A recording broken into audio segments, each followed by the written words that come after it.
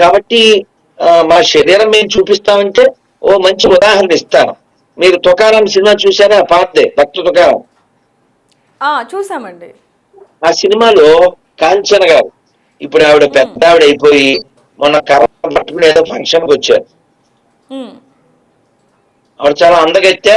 ఆ సినిమాలో బోల్ డాన్స్ అది చేసి తుకారాం గారికి వికారం తెప్పిద్దామని అనుకుంటుంది.